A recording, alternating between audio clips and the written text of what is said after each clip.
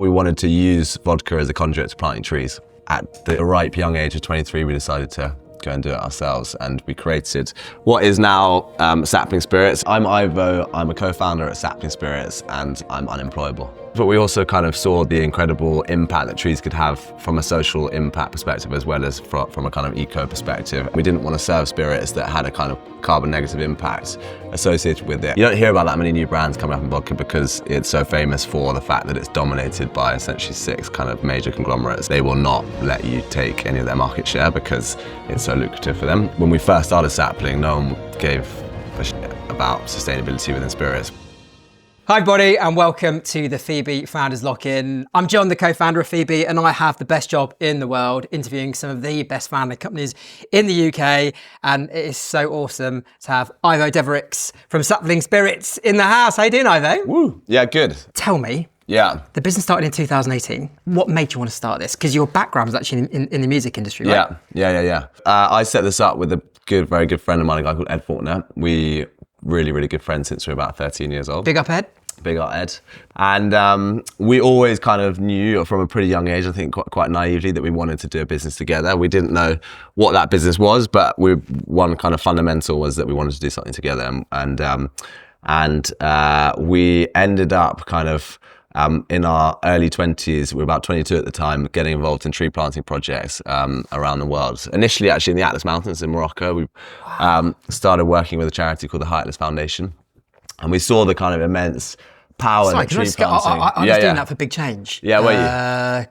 We did it last month. Mm-hmm. It's hard work. Tree planting. Yeah, just as part of we climbed Helvellyn. Yeah. And as part of the weekend, we spent a lot of time putting some trees in. It's pretty amazing. It's a good feeling, isn't it? Great feeling. Never done it before. Getting your hands in the kind of ground. And really kind of connecting. It sounds quite hippie-ish. Hard work though. It's really hard work. Like you really have to bash them down hard. Yeah, it really is.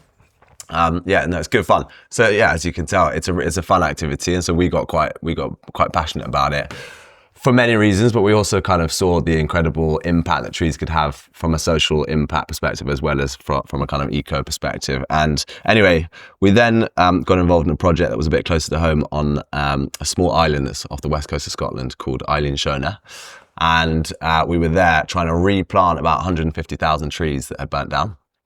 How come they burnt down? There was a guy on there that was burning his rubbish, and the kind of fire got a bit out of control. But rather than calling it in and trying to kind of get the fire stopped, he just got on his boat and rowed off the island, and so the whole thing kind of got out of hand. Wow. And so it wiped out all these trees, and we were there trying to replant these trees, and it was a community-based project, and we were trying to get the community involved in planting these trees. And we found that when we talked about kind of the existential threat of climate change, your everyday person wasn't that interested in coming to help us plant these trees, because they just sort of, rightly so, were asking us, why would we come and spend 2 weeks of our lives with you when we could be with our kids, or we could go on holiday, or whatever it might be. And so we were trying to wrap our heads and figure out how could we make this tree planting project a bit more interesting, a bit more exciting.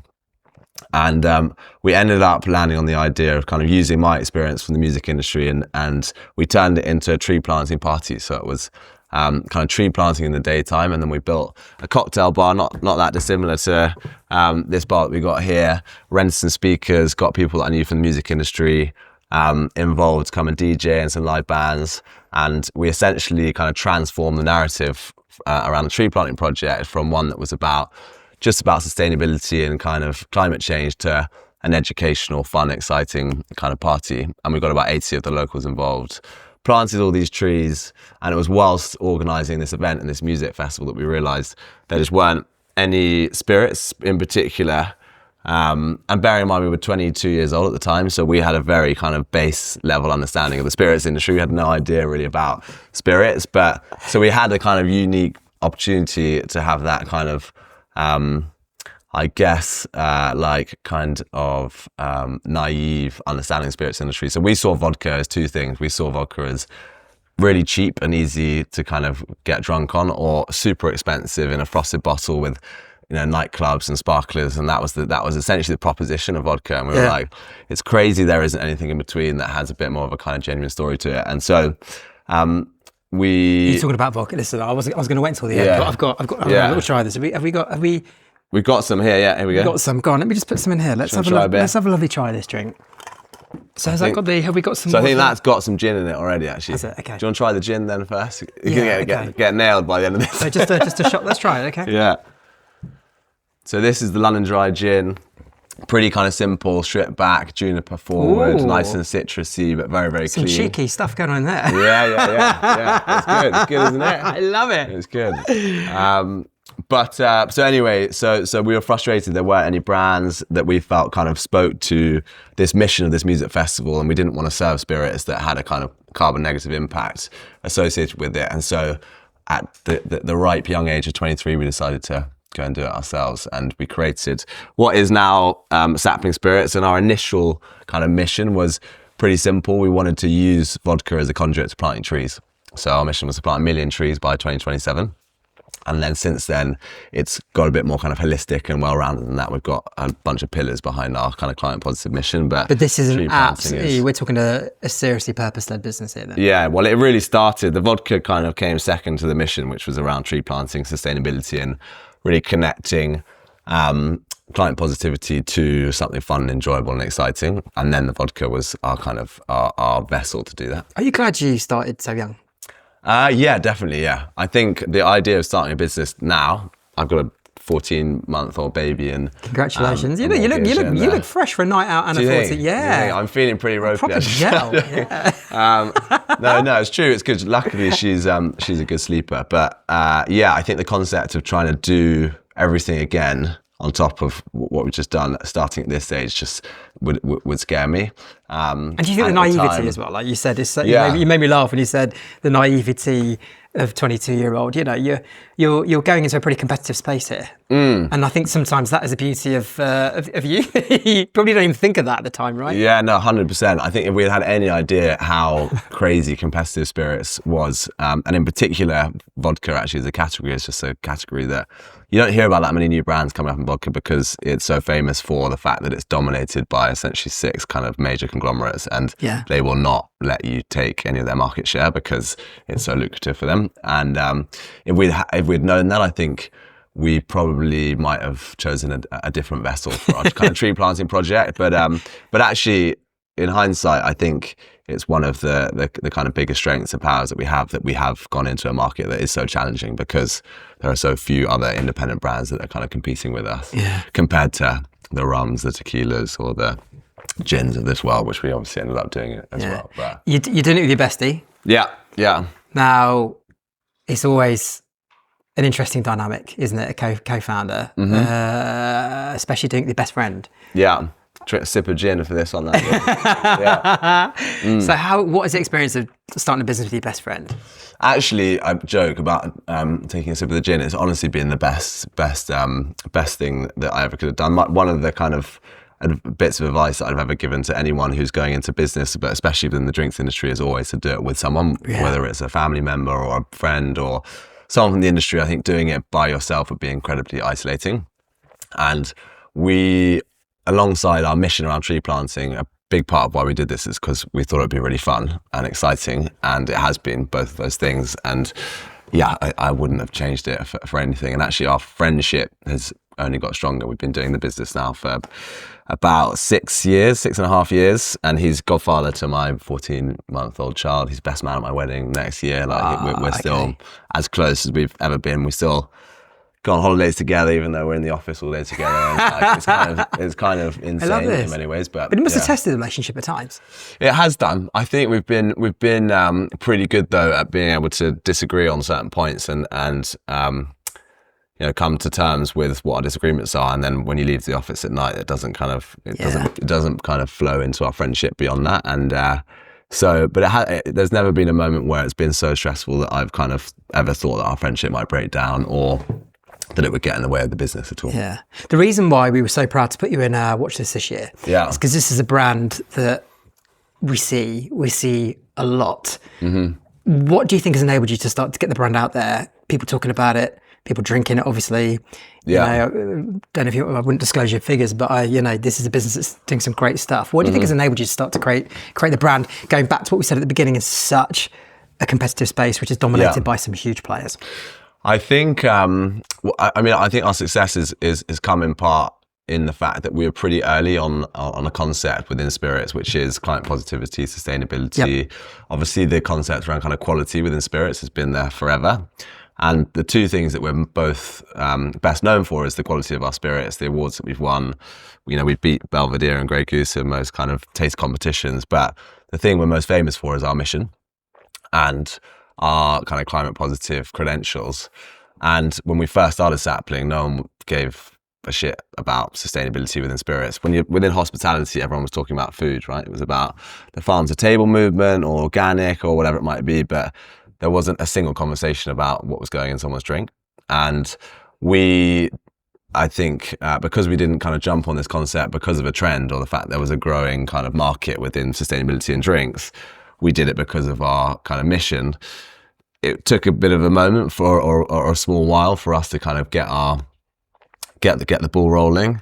But now everyone in spirits is talking about sustainability in drinks and how it's sourced and where it's come from and what packaging you use. And so people kind of know us for that already, and they don't think that we're just shoehorning that concept into our brand. It's kind of born from that idea. Because I'm not for 1 minute insinuating anyone ever starts a brand because it is a trend. Sure. But what I'm hearing from what you're saying and knowing you as I do, this is so within you, so deep inside you that it matters so much that you're doing this from the point of view of what you're doing for the environment, right? This is, as you said, the reason why you started this brand. It's a conduit to help you achieve the ultimate mission of how many trees is it you wanted to plant? We want to plant 1 million trees. We're at about just short of 600,000 now, trees planted, and we're... So you're just going to up the number when you hit the million then? Well, It seems like you're going to hit that soon. Once we hit the million, we'll obviously up that to 10 million. But it's kind of crazy, actually. We start our goal from the day we started the brand, which is 6 years ago now, was to plant 1 million by 2027.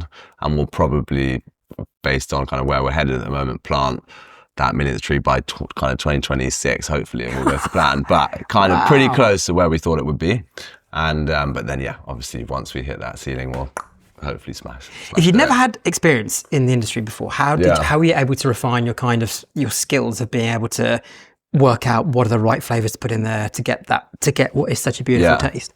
Well, look, you point out the fact that Ed and I were never going to be kind of vodka and gin making experts. We spent about 6 months trying to become vodka making experts. And our first batch actually came out bright blue. We felt like we were in a kind of episode of Breaking Bad. In a shed in the back. It was bright blue, yeah. Because the still that we bought a repurpose 50 litre still that was... And we think it's because of the fact it was a copper still and there might have been some kind of oxidization or whatever it might be. But anyway, it came out bright blue. So we definitely didn't kind of taste test that one. Was that a bit of an oh-fuck moment? Well, I think it was and it wasn't. I think it was a good moment because we realised that we weren't going to be the guys that were going to make this spirit ourselves, and we were never going to be able to compete with the kind of super premium vodkas of this world trying to be vodka makers ourselves. And actually... it was useful because it allowed us to realise that it'd be much better for us to spend our time working on the purpose side of the business, the commercial side of the business, the kind of branding side of the business, rather than hours and hours perfecting a liquid. Yeah.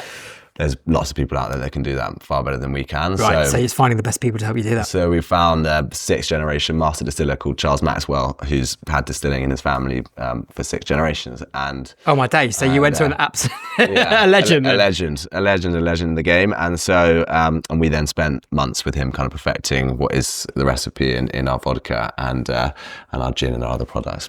What did you learn from spending time with someone like that, who is an absolute mastery? Is there anything that you were able to observe in terms of how they operate to get that level of beauty?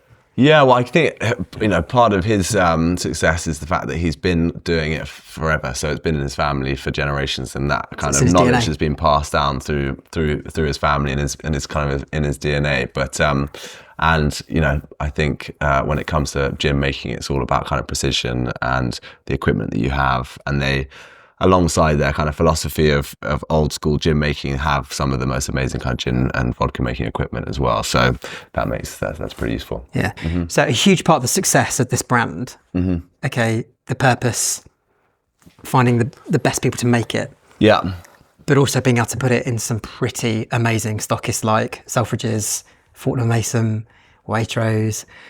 How do you get a foot in places like that? What are some of the sort of nuggets we can learn in terms of making sure your product gets seen by these people? Sure.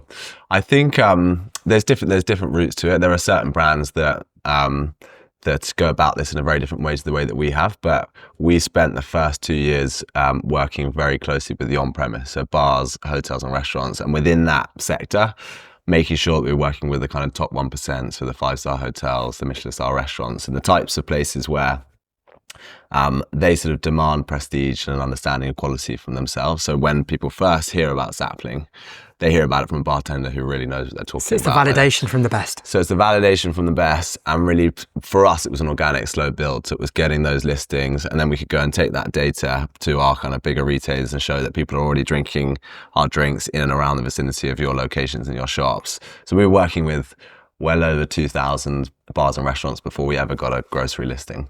And Ivo, is that just hard hustle? Is that pick up that's the just phone, hard email? hustle. Yeah, So in the beginning, it was literally myself and my business partner Ed by ourselves for about a year. We brought on board another friend of ours to run the operations of the business.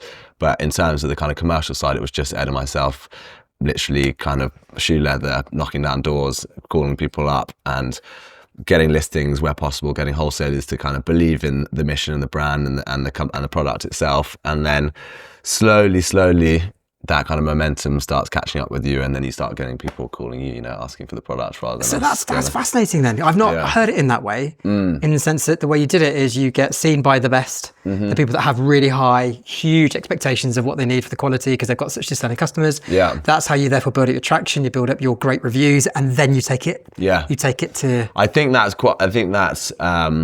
because our brand is in the super premium category, it's sort of £32 to £36 depending on where you're buying it, and because of that reason, you have to then show people that it's a good quality product. If you're trying to sell a £14 to £18 vodka, it'd be done in a completely different way.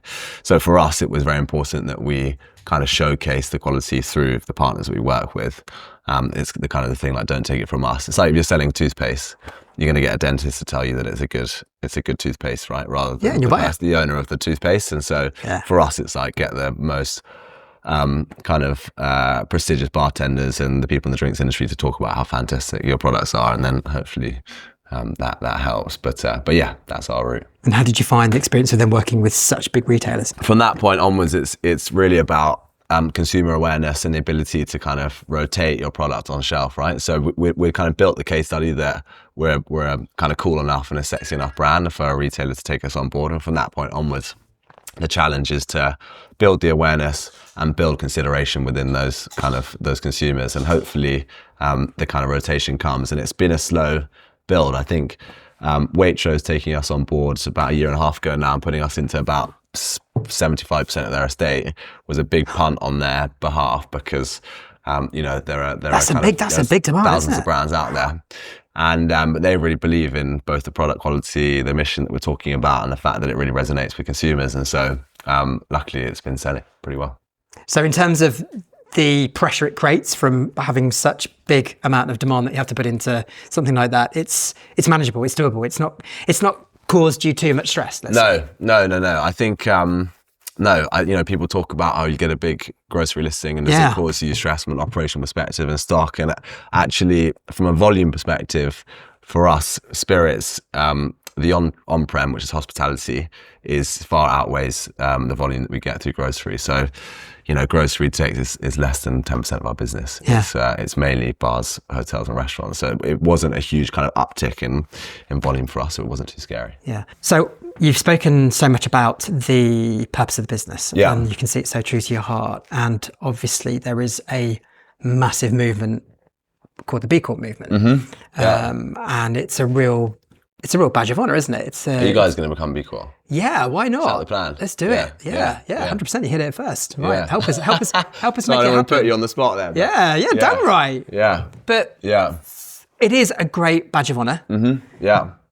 Maybe it is something that a lot of people expect to see. Yeah. But for you, you've not only gone and got the badge, you've actually become the best in class in your category. Just tell us a little bit about that. Yeah, sure. I think so. We've been a B Corp now for about I think three and a half years. We're pretty kind of early on for us. And initially, when we when we went out to go and get it. And it's a long, pretty drawn out, hardcore process. Yeah. But because of, the purpose behind our brand, everything we do around the charity work and the percentage of our kind of revenues that we give to charity, as well as the community work we do and the governance we do in-house, we got an incredibly high score. And then actually we just recertified last year and we've got an even higher score. And the leader in white spirits globally in terms of the score. Sadly, B Corp are getting rid of the scoring system actually the next year, which I thought was a great thing because it kind of made brands competitive. And they were all trying to do it. Do you know why they're doing that? I don't know exactly why they're doing it. They're generally changing the landscape of the criteria that you have to kind of be involved in order to become a B Corp. Before you could, not to kind of go into too much depth around B Corp, but before you could score really highly in one category and score really poorly in another. But if you scored high enough, then you would still become a B Corp. And now they're changing it so that across all the 7 categories, you have to hit a base minimum level.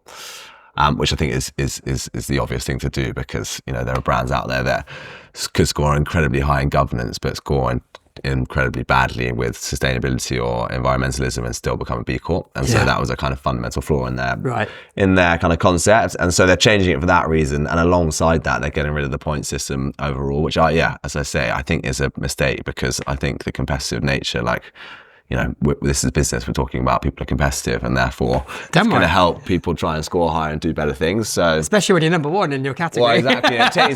It means that we'll no longer be able to talk about being the number one because there'll be no score. But we'll always know. Actually, in a way, it's exciting because we'll always have been the highest scoring B Corp in white spirits. But yeah, so as you say, it's a badge of honor, and we're really proud to be a B Corp. Although not that many consumers know about it yet.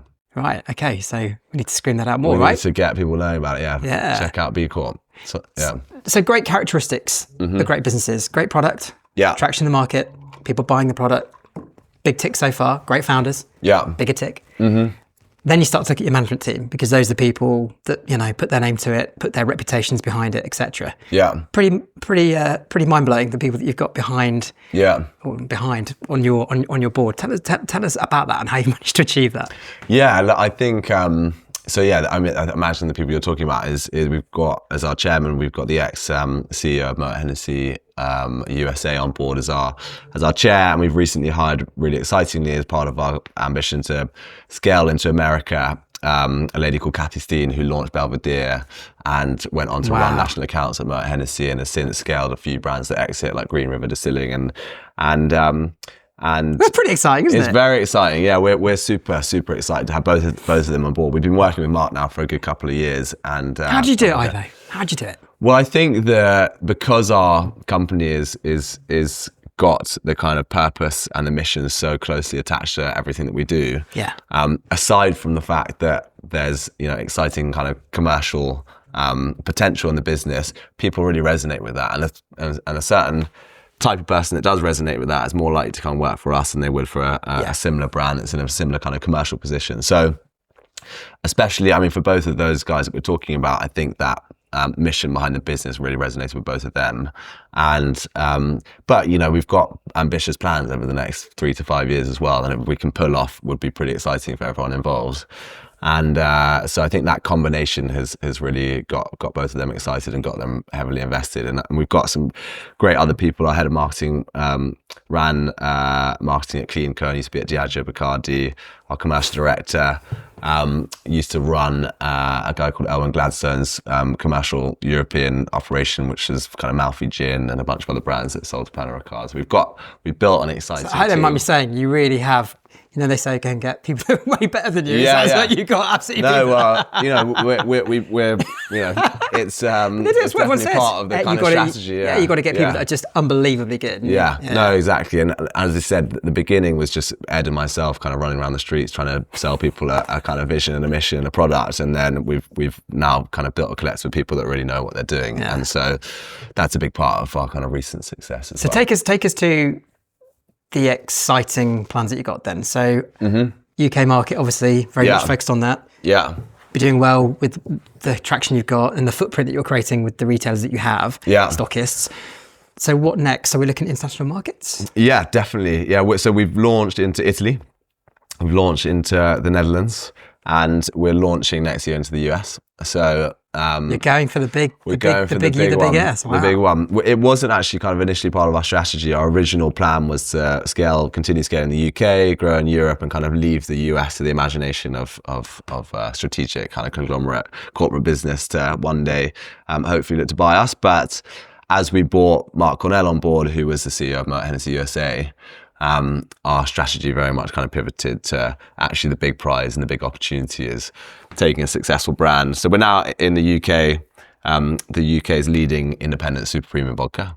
And so our kind of ambition is to go and do that same thing, but in the States. And obviously if you can succeed on that mission in the States, the size of the prize is 100 times as big. So sorry, this is so interesting because sometimes with people on your board, their job is to, hey, well, just calm down, everyone, calm down. But what it sounds like is like, hell yeah, let's do it. No, he's an interesting guy. It'd be fun to actually get him on this, but he's very ambitious and he describes people actually as, I don't know whether he'd like me saying this or not, too many gin tonics. He describes people in the industry as either sandbaggers or cowboys. Sandbaggers or cowboys, and they're sandbaggers if they're essentially people in your team that kind of come to you and they say, well, this year I reckon we can do 10,000 cases, and actually they, in their minds, they know they can do 12, 13, but they just want to have a kind of pat on the back at the end of the year because they've come good on their targets. And there's people that will come to you and say, we're going to do 20,000 cases this year or 50,000 cases, and they're never actually going to hit those targets. And what's become apparent to me over the last kind of 2 years is that he's actually a cowboy. He's kind of like, we're going to go. But no, it's taught us a bit more ambition actually as well. I think it's been super valuable for us to, especially as a brand that, you know, continues to need to raise capital in order to grow like we have ambitions to do so. I think having those kind of those plans and that ambition helps, but yeah. So new market. Are you daunted by the thought of it going into the US? Definitely, yeah. It's definitely a kind of daunting, but also a super exciting prospect that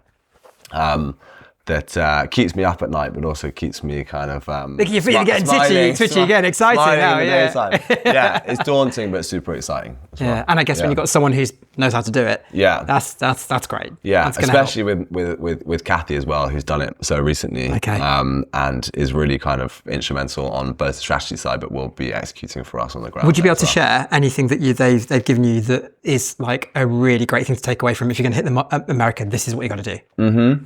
I think because the US market, especially in the spirits, is so differently set up to the UK. So there's a 3-tier system there, which means that you legally have to sell via a distributor. And so the distributors out there basically hold the keys to success to a degree. Obviously, you have to be able to drive consumer demand. And once they get, the bottles get pushed into retailers, you then have to kind of drive that consumer pool. But without having the kind of keys to those distributors, it's very hard to get any traction out there at all. So, but having said that, the kind of nugget of advice that we were given is not to rely too heavily on the distributors and actually spend your money and your time creating that kind of pull through the consumer side of the business. And so yeah, it's a weird combination of having to have distributors on your side, but then having the finances to then create that consumer demand as well. Is he going to be raising some dosh for that? That's the plan. Yeah. Okay. Yeah. We've got to try and raise $10 million, hopefully before March is what we're looking to do. Yeah. You're from a family of entrepreneurs. Has it always been in your DNA? Has it always been in your blood? Yeah, I think so. I mean, I can only speak for myself and the fact that I've always, from as I said earlier, the right young age of sort of 13, known that I wanted to be involved in business. I had no idea what that was going to be, and it was an incredibly kind of naive thought, but I'd seen it around me growing up, and I'd seen how much fun and excitement can come from business, especially when you're kind of in control of it. And so, yeah, always wanted to do it, and mainly because of the excitement I saw could happen through it. And having a 14-month-year-old, have you found that has changed in any way, or has it your appetite for it? Has it changed in any way? Has it? Which way has it gone? For entrepreneurialism, yeah. I think I actually just don't know what else I would or could do without kind of set up my own business. I'm too much of a kind of jack of all trades is a kind of negative term, but I couldn't go in as a kind of head of marketing or a head of commercial, or I'm very much better positioned towards the kind of a bit of the whole piece. And it's also, I think I would get bored again is a kind of reductive word, but I think I would potentially get a bit bored if I was only zoned into one kind of side of whether it was marketing, commercial, whatever it might be. So I can't see a world in which I would do anything else, but there might be a bunch of failures along the way or a bunch of successes. But yeah, I think no matter what happens, I'll probably stay in this lane for sure. We always talk about the fuck ups at FEBE. Yeah. And the reason we do, with the kind of the thinking what our friends in the US do, they've got a very different mentality towards screwing up. For them, it's part of the badge. Yeah. It's celebrated. Yeah. Whereas here, it's probably a little bit more, you've got to avoid those failures.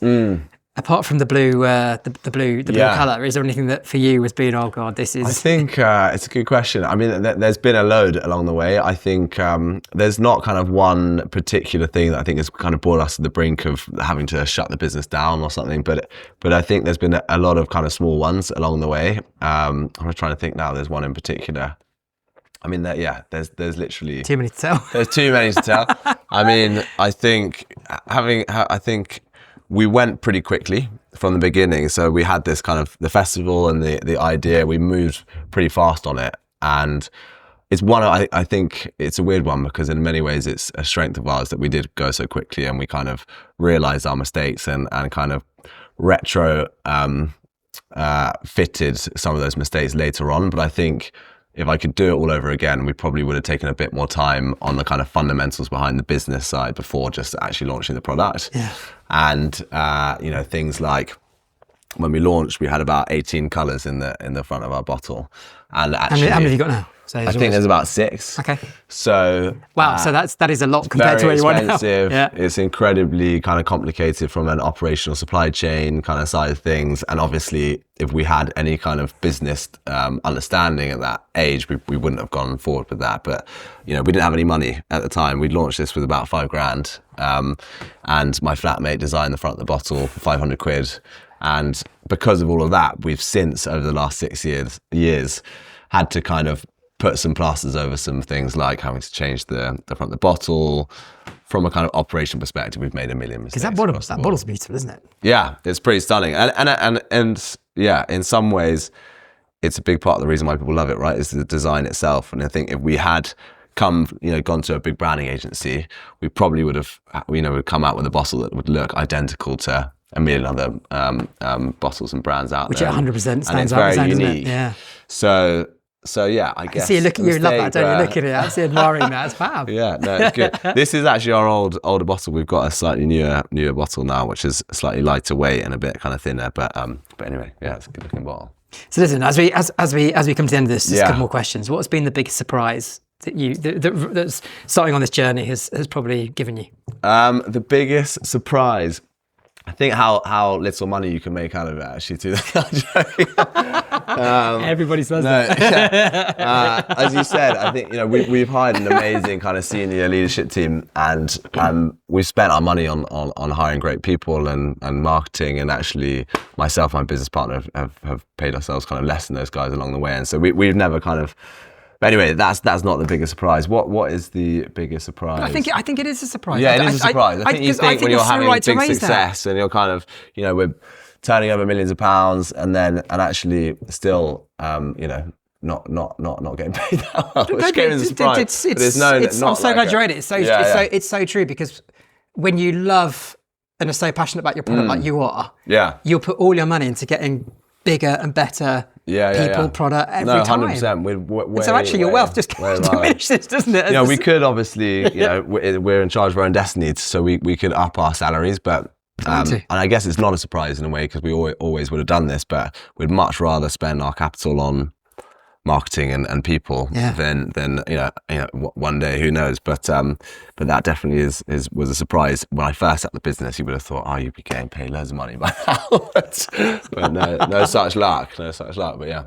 So what excites you the most? Final question, what excites you the most about what's coming? Obviously you've got the big US. Yeah. Is that it, or is that other stuff? I think the most exciting thing for us definitely as a business at the moment is this kind of new strategy of taking it to the US and the potential upside of launching it in 3 amazing kind of markets out there. We've got a whole new supply chain, hyper-locality. So we've got a local distillery, a local amazing regenerative organic wheat farm, which has taken about a year to set up.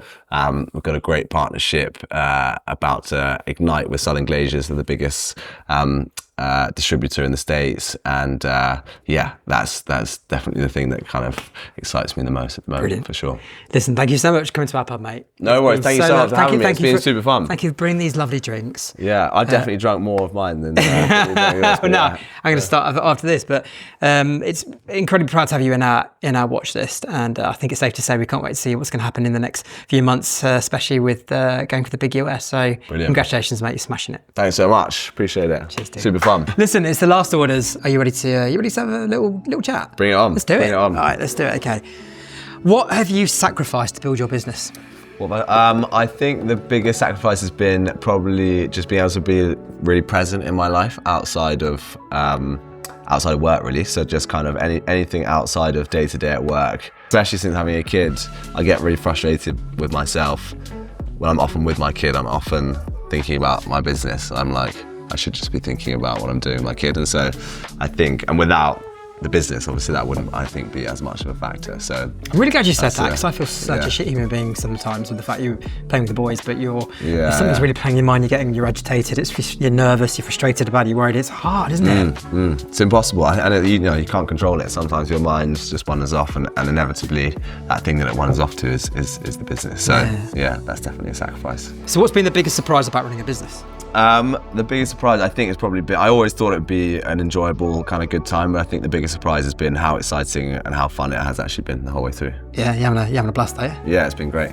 What do you wish you knew before you started your business? I wish I knew how competitive and how kind of complicated the spirits industry was, to be honest, before I got involved in the spirits industry. Because how we started at 22. Yeah, exactly, from such a young age. But actually, in many ways, not knowing has been one of our biggest successes as well. But yeah, I think knowing that would have meant we could have gone into it with a bit more understanding and knowledge of the industry for sure. And has there been a moment that you've thought about quitting? There's never been a moment where I would have actually quit. There's definitely been some tough times for sure, but I think having had a business partner that I've done this with since the beginning, I think if I'd been by myself doing it, there probably would have been a moment where that might have crept into my mind, but having had that kind of support through doing it with the best mate has meant that I never would want to quit on the business or quit on him, and I think the same goes kind of vice versa. It's never come close to quitting. Yeah. Love it. Yeah. And how would you describe the life of an entrepreneur? I would describe the life of an entrepreneur as super exciting, fun. Obviously, I think it's incredibly kind of talking about the life of an entrepreneur without talking about how the hard work and the time you have to put into it would be doing a disservice to it. But hard work, fun and excitement are the kind of three words or four concepts that I put into it. Surely there's been some great advice you've been given. What would that be? I think the best advice I've ever been given is probably to just not kind of, and this slightly actually goes against a bit what we were speaking about earlier, is to not kind of spend too much time brainstorming about exactly what that next idea might be. I think you can go out there and really just do something and then figure out the kind of some of the bits after the fact, and people can spend months and months and months ideating and coming up with the best concept and the kind of best market entry and the best products and the best kind of value proposition, and actually they just never get around to doing it. So I think best bit of advice is just do it, basically. Just do it. Love it. On that note, thank you so much for coming to the Founders Lock-In, mate. No worries at all. Thank you so much for having me. It's been super fun. Thank you. It's been epic. It's been good. This is very serious. This is a game, 6 darts. Yeah. High score is 117. Yeah. Okay, let's see if you can do it. Let's go, baby. Let's go. Come on, no pressure. Okay. 20. 1. That's rubbish. Oh! 4. Oh, I thought that hit the treble. So what's that? 25. Okay, 25. Okay, it's all on the last 3. 9. That's a triple. It's a treble 12. Yeah, 17. That's 17, right? 87. Where does that put me on the second? Come boy's on. Good at darts. Come on. Bring it on.